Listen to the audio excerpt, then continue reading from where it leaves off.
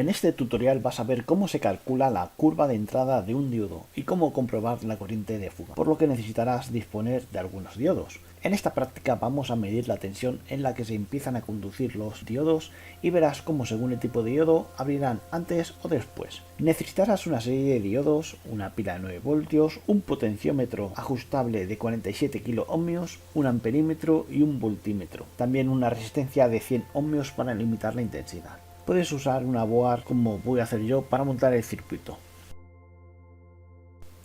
Bien, el circuito en el Lightwire puedes ver que el potenciómetro al 0% de apertura no produce ninguna tensión, ninguna caída de tensión en el voltímetro. El Lightwire funciona de 5% en 5%. Al circuito además le he añadido un diodo LED para que nos muestre en qué momento se va a abrir o qué momento va a conducir el diodo DU. Bien, si yo giro el potenciómetro y le subo una posición al 5%, por el amperímetro no circula corriente, pero en el voltímetro ya ha caído una pequeña tensión. Se puede considerar que esta tensión es cero.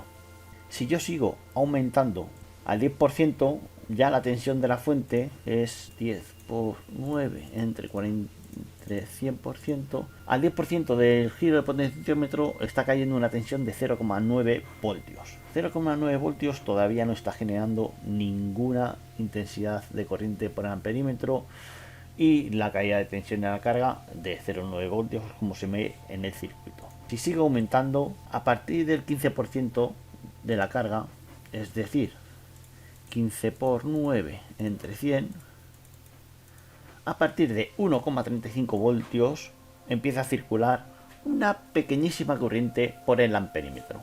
Todavía no circula corriente por el diodo, pero ya hay una caída de tensión de 1,28 voltios en el voltímetro. Si seguimos girando el potenciómetro, puedes ver que aumenta la intensidad y aumenta la caída de tensión en el voltímetro a partir del 45% y ya la intensidad casi es 1 miliamperio. Pues al llegar al 50%, como puedes ver, entre el 45 y el 50% ya empieza a conducir el diodo D2. Fíjate en el detalle que mientras la tensión del potenciómetro sea baja, la caída de tensión en los diodos es la misma, síntoma de que los diodos están polarizados inversamente. Pero en el momento que la tensión del potenciómetro es diferente a la de la tensión en los diodos, eso te indica que el diodo empieza a conducir, aunque la conducción no sea plena. Si mientras vamos moviendo el potenciómetro vamos apuntando en una tabla los valores de la intensidad y los valores de la tensión, al final nos darán unos valores que llevando a un plano gráfico podremos obtener una curva característica de la tensión directa en el diodo de silicio. Sí es verdad que no se ha tenido en cuenta la temperatura ambiente ni la tolerancia de los instrumentos, pero la curva característica de entrada de un diodo tiene esta forma, por lo que cuando midamos cualquier diodo, esta curva será similar para cada diodo. Si no presenta esta forma, el diodo estará roto. En la siguiente imagen te muestra el efecto de la temperatura y puedes observar el efecto que tienen los semiconductores al aumento de la temperatura. Es decir, con el aumento de la temperatura, los semiconductores aumentan su conducción. A la izquierda de la pantalla puedes ver un amperímetro y a la derecha el voltímetro. Puedes darte cuenta que mientras no circule corriente por el circuito no existirá caída de tensión por el voltímetro.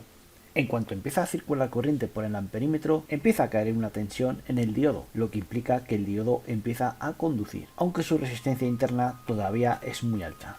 Desde los 10 microamperios hasta el primer miliamperio, la caída de tensión en el diodo ha aumentado 610 milivoltios. A partir de ahora, la intensidad empieza a crecer más que la caída de tensión en el diodo. Con el potenciómetro a cero, la caída de tensión de la batería se aplica directamente al diodo, momento en el cual la caída de tensión es máxima y el diodo está conduciendo a la saturación. Si invertimos el sentido del diodo y hacemos lo mismo, como puedes ver, al 5% nos devuelve 4,49 y 0 amperios. Al 10%, 890 milivoltios y 0 amperios. A partir de este punto, el 15% empezaba a conducir el diodo. Pero, como está en sentido opuesto, al 15% solo cae tensión en el diodo. Por el amperímetro no circula corriente. Si sigo subiendo puedes ver cómo aumenta la caída de tensión en el diodo, pero el amperímetro se mantiene inmutable a 0 amperios. En una segunda aproximación y para comprobar que el diodo no esté abierto, lo que haremos es quitar el amperímetro y lo pondremos en la línea del diodo directamente. Y ahora lo que tenemos que hacer es el voltímetro, quitarlo de esta línea y ponerlo aquí en la línea del vivo. De esta manera la tensión aumenta en el diodo, pero la intensidad por el diodo no se inmuta, es cero. Con el potenciómetro a cero, la caída de tensión son 0,73 voltios y 70 miliamperios en este diodo. ¿Qué pasa si yo el diodo lo invierto? Pues lo vas a ver a continuación.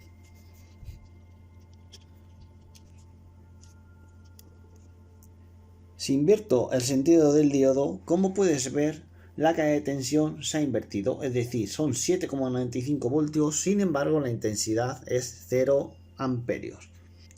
Si varío el potenciómetro, lo único que varía es la caída de tensión en el diodo, pero el amperímetro ni se inmuta. Existe una pequeña corriente por el diodo. Esta pequeña corriente por el diodo es la corriente de fuga, y que a partir de ciertos valores de tensión es una corriente importante y que hay que tener en cuenta, ya que puede destrozar el diodo. La corriente inversa es la corriente de las cargas minoritarias que se escapan de la atracción de la barrera potencial de la juntura de los diodos cuando se conectan inversamente. Esta corriente inicialmente no es dañina para el circuito, pero si aumentara la tensión inversa, el número de cargas sería mayor y el diodo podría destruirse, ya que no está diseñado para trabajar de esta forma. Existe un diodo especial que trabaja muy bien en esa zona, el diodo Zener. Es un diodo de propósito especial que permite la conducción por la zona inversa cuando alcanza un cierto valor de tensión inversa. Cuando se conecta directamente el Zener, funciona como un diodo normal, pero cuando se conecta inversamente, inicialmente no permite el paso de corriente por su interior, pero cuando alcanza una tensión negativa empieza a conducir por el efecto avalancha de las cargas. Si cogemos los valores de tensión y corriente cuando el diodo está conectado inversamente y lo ponemos en la tabla de valores, cuando el diodo empieza a conducir de manera inversa, podremos ver cómo la intensidad aumenta abruptamente. Así pues, la curva de un diodo Zener tiene la siguiente forma. En la gráfica de la izquierda se ve la curvatura cuando el diodo está polarizado inversamente, y como puedes ver, la tensión negativa hace aumentar la intensidad inversa por el diodo una vez alcanzado un valor que llamamos tensión umbral. En la parte de la derecha, la curva característica del diodo cuando se polariza directamente y cuya forma es la de cualquier otro diodo. Igual que en el anterior caso, diferentes diodos Zener con diferentes tensiones umbrales modificarán las tensiones y corrientes en la curva de salida, que podrá variar su forma un poco, pero la forma básica la tendrán todos los diodos salvo que estén rotos o dañados.